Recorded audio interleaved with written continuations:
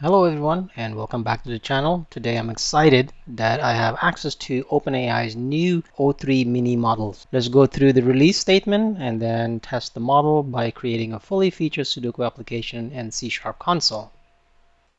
Here we are at OpenAI's officially released page for the O3 mini models, and it's now available both on ChatGPT and the API. It's on a rolled out plan, so if you don't have access, just give it a few minutes, hours or so, but you should have access to it sometime soon.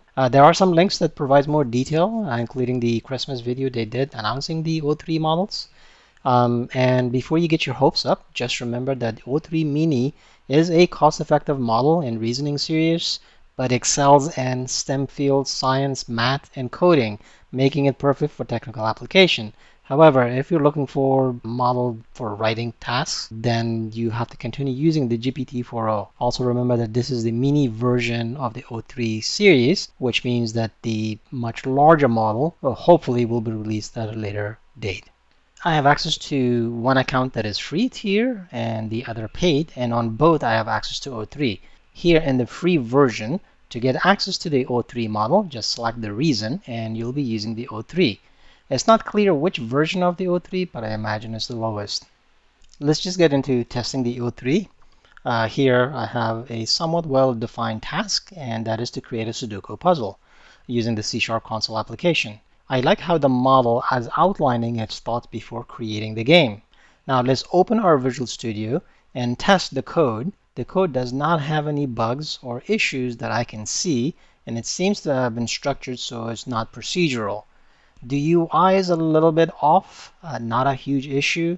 It works as expected, and the model followed our prompt accordingly. I can see that it's also handling incorrect data. Now this was a good start, but now I want to see how well the model does if we prompt it to make changes, and we can ask for a difficulty level.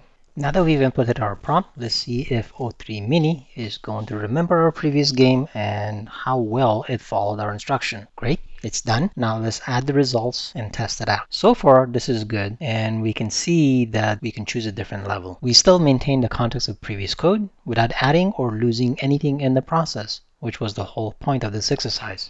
Let's continue to expand by asking O3 Mini to have the game provide hints when the user is stuck. Once again, we're keeping the complexity of the game and keep iterating and expanding on our game. As part of the hint, let's also ask the O3 Mini to provide the ability to check the current state of the game so we know if we're on the right track and it's absolutely flawless. We can continue to improve by adding one more feature, that is to save a game so we can come back to it at a later time, or when the game starts up, we can continue with the previous game if we have saved it.